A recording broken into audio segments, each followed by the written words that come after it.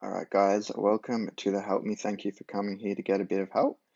Um, I'm just going to go into a bit more detail about how we break up a shape and how that shows us what the fraction is. So if we have a look here, I've got a really big rectangle, which at the moment is one whole.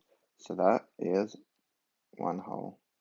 We don't call it one whole. If you looked and said, hey, what's that rectangle? You'd say that's one rectangle. When we break up that one rectangle, that's when we create fractions. So if I cut it right down the middle, we need remember fractions need to have equal parts. So if we look here, this part here is one part out of two altogether. Now the two altogether shows that two parts equals one whole. And then the one at the top is showing that it's just one part of it.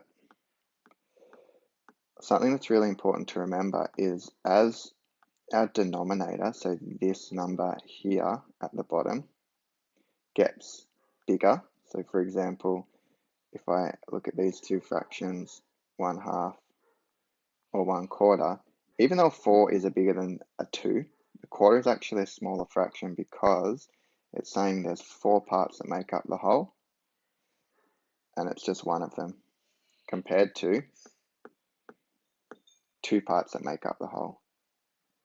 Obviously, common sense tells us the more we break something up, the smaller it's going to be.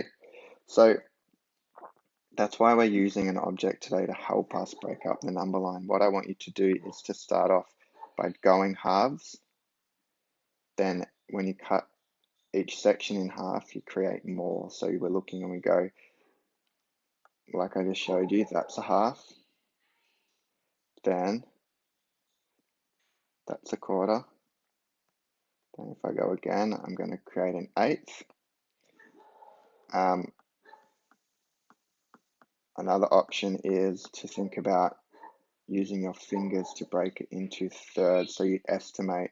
So I might get my fingers and go, that's a third. And then I do it again. And then I realize that is a lot smaller than that and that. So I'm a little bit off. So I need to make each section a bit smaller, bit smaller, bit smaller. Now that's too big. So it needs to be a bit bigger. They look like they're pretty similar. So now I can say where that line is 1/3. And that's representing all of this section here.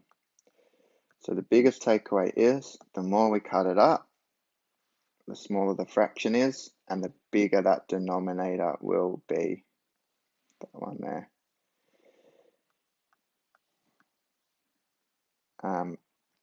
So using the idea of breaking an object up is going to help you with your number line.